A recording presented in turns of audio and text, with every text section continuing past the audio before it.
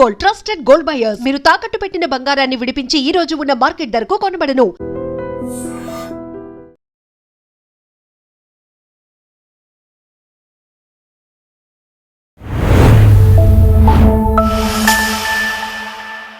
Welcome to lens with Lumbini. దేశంలోనే biggest political ఈవెంట్స్లో ఇప్పుడు జరిగింది బీహార్ బైపోల్. సో దాంట్లో కూడా బంకిపూర్ అసెంబ్లీ. సో బీజేపీకి స్ట్రాంగ్ హోల్డ్ ఉంది. సో దాంట్లో కూడా అన్ఎక్స్పెక్టెడ్గా జన్సూరజ్ పార్టీ నుంచి Prashant Kishor, who is also a strategist, and తను అన్ఎక్స్పెక్టెడ్గా గెలవడం దీని వెనక రీజన్స్ ఏంటి, and also Bihar next upcoming state ఎలక్షన్స్కి కానీ, అలాగే ఓవరాల్గా నేషన్లో చూస్తే బీజేపీ స్టాండ్ కానీ ఎలా ఉండబోతుంది, దీని గురించి క్లియర్గా డిస్కస్ చేద్దాం. ఈ రోజు మనతో జాయిన్ అవబోతున్నారు geo political analyst Aditya Krishna గారు మనతో పాటు. సార్తో మాట్లాడదాం. హలో సార్, నమస్తే. రైట్, సో బీహార్ బైపోల్ అనేది టాక్ ఆఫ్ ద నేషన్ అయిపోయింది. సో బీహార్ బైపోల్లో ఇప్పుడు ప్రశాంత్ కిషోర్ యాజ్ ఆల్రెడీ స్ట్రాటజిస్ట్గా చాలా చేసున్నారు, బట్ ఇప్పుడు తను సెల్ఫ్గా ఎలెక్ట్ అవ్వడము అండ్ ఇది కంప్లీట్గా చూస్తుంటే బీహార్ బైపోల్స్లో డిఫరెంట్గా అండ్ ఆల్సో ఫర్దర్ ఎలక్షన్స్కి ఎలా ఎఫెక్ట్ పడే ఛాన్సెస్ కనిపిస్తున్నాయి. రైట్, సో ఒకటి జెన్యున్గా బీజేపీ ఒక సిగ్నిఫికెంట్ లాస్ అయ్యేది, ఎందుకంటే మొన్న 5 స్టేట్ ఎలక్షన్స్ అప్పుడు కూడా west Bengal and Puducherry and Assam గెలిచారు విత్ థంపింగ్ మెజారిటీ. సో మళ్ళీ అన్బీటబుల్ అనేటటువంటి సిచ్యువేషన్లో ఇప్పుడు లిటరల్గా బీజేపీకి ఉన్న కొత్త చీఫ్ నితిన్ నబీన్జీ, ఆయన ఉన్నటువంటి కాన్స్టిట్యువెన్సీ, అది కూడా 1995 నుంచి అంటే 31 సంవత్సరాలు కంటిన్యూస్గా కన్సిస్టెంట్గా బీజేపీ గెలిచేటటువంటి సీట్. నితిన్ నబీన్జీ వాళ్ళ నాన్నగారు కూడా గెలిచినటువంటి సీటు. ప్లస్ ఇంకోటి గుర్తుపెట్టుకోవాలి, Nitin నబీన్జీ is a Kayastha, and ఆ ఏరియా కూడా 14-15% ఉన్నది కాయస్థా పాపులేషన్. సో అటువంటి సీటుని ఈసారి బైపోల్లో అది ప్రశాంత్ కిషోర్ గారు గెలవడం, అది that is a very big thing. So దీంట్లో మల్టిపుల్ రీజన్స్. ఒకటి ఏంటంటే ప్రశాంత్ కిషోర్ జీ మాట్లాడింది, ఆయన ఫస్ట్ ఆఫ్ ఆల్ ఆయన అక్కడ కాయస్థ్ కమ్యూనిటీ కాదు, ఆయన ఎసెన్షియల్ ఆయన బ్రాహ్మణ్ కమ్యూనిటీ కిందకి వస్తారు. జనరల్లీ బై అండ్ లార్జ్ భారత్లో మనం కాస్ట్ బేస్డ్గా చూడకూడదు, కానీ ఎలక్షన్స్ అన్ఫార్చునేట్గా చూస్తుంటారు. సో అక్కడ అది ఎనీవే ఒకటి బ్రేక్ అయింది. ఇంకోటి 30 years of BJP occupation of the seat అనేది బ్రేక్ అయింది. ఇంకోటి అక్కడ బీజేపీ వచ్చినప్పుడు కూడా ఎక్కువ శాతం ఎట్లా మాట్లాడిందంటే, ఇది ఎవరు గెలుస్తారు అనేది ప్రశ్న కాదు, ఇది ఎంతతో గెలవబోతుంది బీజేపీ అనేది ప్రశ్న అనేటటువంటి కొన్ని స్టేట్మెంట్స్ కూడా వచ్చాయి. దాంతోపాటు వాళ్ళు డెఫినెట్గా మీరు చూసారు, ఎన్డీఏ చేసిన అభివృద్ధి చూసారు మీరు, ఇప్పుడు దీనివల్ల ఇప్పుడు బీహార్కి వచ్చేటటువంటి బెనిఫిట్స్ చూసారన్నారు. వాళ్ళ క్యాంపెయినింగ్లో కూడా సీఎం ఆఫ్ బీహార్ సామ్రాజ్ చౌదరిజీ ఆయన కూడా వచ్చారు. అట్ ద సేమ్ టైం ఇక్కడ యూనియన్ మినిస్టర్ చిరాగ్ పాస్వాన్ జీ వచ్చారు. సో ఇంత హై లెవెల్ క్యాంపెయిన్ అనేది జరిగింది బంకిపూర్ కాన్స్టిట్యువెన్సీలో. ఇవన్నీ జరుగుతుంటే ఆల్టర్నేటివ్గా జన్సూరజ్ పార్టీ నుంచి ప్రశాంత్ కిషోర్ జీ వచ్చేసరికి ఏమి హై ప్రొఫైల్ క్యాండిడేట్స్ ఎవరు లేరు, ఏం పెద్ద స్టార్ ఫిగర్స్ ఏం లేరు, సింపుల్గా వచ్చారు. డెవలప్మెంట్ చేశారు ఎన్డీఏ, కానీ ఇక్కడ రోడ్ల మీద ఇవేంటి, లేకపోతే డ్రైనేజ్ లేదేంటి, లేకపోతే అదే టైంలో నీట్ ఎగ్జామ్ విషయం ఏమిటి. సో ఇవన్నీ స్టూడెంట్ ఇష్యూస్, ఇవన్నీ పట్టుకున్నారు. So end of the day మీరు చూస్తే అక్కడ హై లెవెల్లో ఎన్ని ప్రాజెక్ట్స్ జరిగినా, ఎంత డెవలప్మెంట్ జరిగినా కూడా లోకల్ లెవెల్ వాళ్ళకి నిజంగానే రోడ్ల మీద ఉన్న గుంటలు, డ్రైనేజ్ ఇష్యూస్, ఇవన్నీ వాళ్ళకి ఎక్కువగా కనిపించాయి. దానిపైన whether we like it or not, సీజేపీ ప్రొటెస్ట్ వల్ల డెఫినెట్గా కొంచెం అంటే ఎంతవరకు అది ఫారిన్ ఫండెడ్ అన్నా ఏమన్నా కూడా అది పట్టుకున్నటువంటి actual subject genuine subject. Student related issues, exam related issues, ఇవన్నీ subject genuine. Dharmendra Pradhan ji resign చేయాలా వద్దా, అది జెన్యునా కాదా అనేది అది పక్కన పెడితే, అది pure most it's political thing, కానీ ఇష్యూ జెన్యున్ ఇష్యూనే. అది బాగా డెఫినెట్గా బీహార్లో రిజనేట్ అయింది, అది బీజేపీ కంప్లీట్గా అగేన్స్ట్ అనేది అయ్యింది. So for the first time ఈ సీట్ అనేది పోయింది. And at the same time double whammy ఏంటంటే మనకి మధ్యప్రదేశ్లో కూడా దాతియా అనే కాన్స్టిట్యువెన్సీలో ఉండే సీటు కూడా బీజేపీ అది దే లాస్ట్ ఇట్. అంటే ఇంత ముందర కూడా వాళ్ళతో లేదు కానీ, బట్ ఎసెన్షియలీ అక్కడ కూడా కాంగ్రెస్ వాళ్ళు గెలిచారు. అండ్ 2 చోట్ల అక్కడ ఉన్న ఇంట్రెస్టింగ్ ఆస్పెక్ట్, 2 కూడా upper caste dominated. So జన్సూరజ్ party మీద కూడా ముందర ఇది అనలిస్టులు చేస్తుంటారు కదా, వాళ్ళు ఏమన్నారంటే ఆయనకి ప్రశాంత్ కిషోర్కి ఛాన్స్ ఏం లేదు అక్కడ, for the simple reason that మొత్తం అప్పర్ కాస్ట్లు, వాళ్ళు గెలవాలంటే సిగ్నిఫికెంట్ ముస్లిం క్రౌడ్ ఉండాలి, లేకపోతే యాంటీ బీజేపీ క్రౌడ్ ఉండాలి. But no, it's BJP strong hold, 30 సంవత్సరాలు స్ట్రాంగ్ హోల్డ్, ముస్లిం పాపులేషన్ ఎక్కువ లేదు, ఎస్సీ పాపులేషన్ ఎక్కువ లేదు, రాదన్నట్టు అనుకున్నారు. బట్ అది కంప్లీట్గా అది రివర్స్ అయింది. ఏ అప్పర్ కాస్ట్ అండ్ ముఖ్యంగా భూమిహార్, రాజ్పుట్స్, బ్రాహ్మిన్స్, కాయస్థా, వీళ్ళందరూ ఎవరు బీజేపీకి వేస్తారు అనుకున్నారో అది షిఫ్ట్ అయ్యి ఇటు వచ్చింది. సో ఇది బీజేపీ కూడా it's a very important wake up call.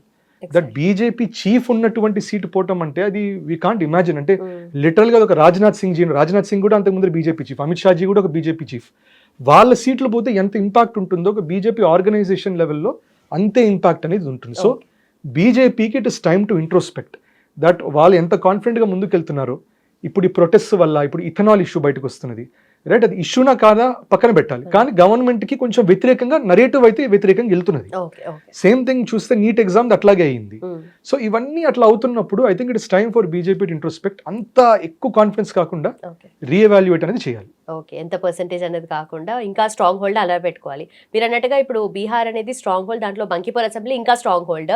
So దీంట్లోనే గెలిచింది అంటే మళ్ళీ ఓవరాల్ గా బీహార్ ఎలక్షన్ లో కూడా గెలిచే ఛాన్సెస్ దేనికి కనిపిస్తున్నాయి? అంటే ఇప్పుడు దీనివల్ల జన్ సూరజ్ పార్టీకి ఇట్స్ హ్యూజ్ మొరాల్ బూస్ట్. ఎందుకంటే ఇంతకు ముందర జరిగిన ఎలక్షన్స్ లో ఒక్క సీట్ కూడా రాలే.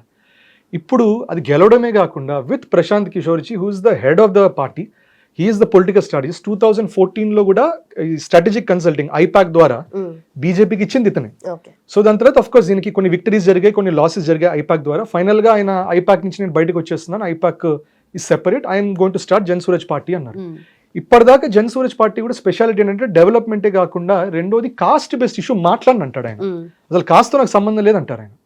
సో ఆ నరేటివ్ అనేది బీహార్లో గెలవడం ఇట్స్ ఇంపాసిబుల్ అని అనుకున్నారు అందరూ. కానీ ఎట్లా కూడా నరేటివ్ గెలిచారు. కాస్ట్ మాట ఎత్తకుండా ఆయన బ్రాహ్మణ్ కదా, బ్రాహ్మణ్ నాకు ఓట్ చేయండి అని చెప్పలా, ఎక్కడ చెప్పలా. Purely he went on development, he went with students, unemployment and he one.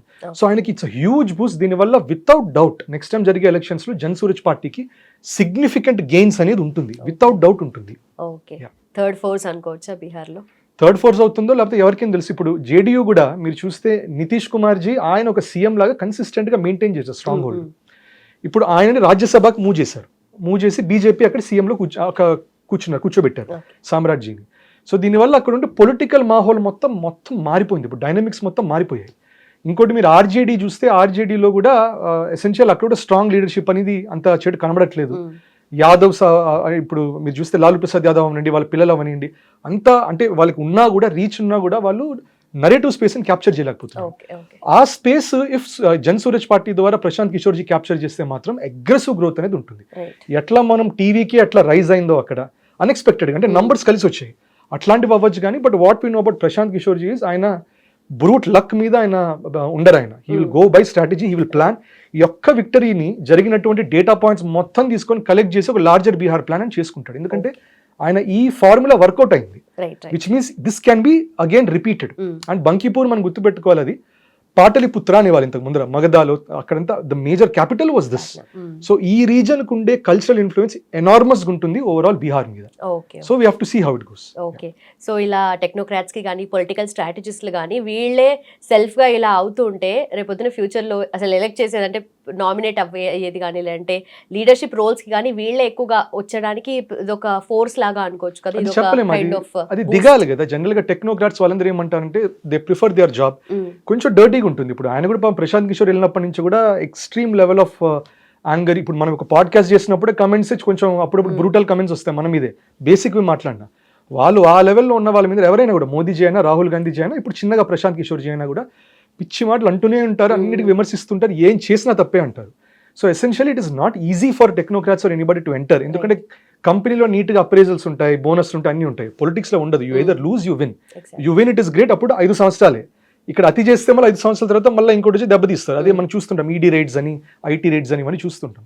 So overall I'll say ఇప్పుడు ప్రశాంత్ కిషోర్ జీ గారు అన్న ఒక వెరీ ఇంపార్టెంట్ ఆస్పెక్ట్, నేను ఇప్పుడు గెలిచాను సరే, నేను ఏదో పెద్ద పెద్ద ప్రామిసులు చేయను నేను, అట్లాగే దీనివల్ల బీహార్ మారిపోతుందన్ను. బీహార్ మారిందనేది ఎప్పుడు అంటానంటే బయట రాష్ట్రాల నుంచి ప్రజలు వచ్చి బీహార్లో జాబ్స్ కోసం ఏ రోజు వస్తుందో ఆ రోజు బీహార్ డెవలప్మెంట్ అంటాను. కానీ ఆ రోజుకి నేను ప్రయత్నిస్తానని ఒక మాట అన్నారు. So it's a very inspirational thing to say.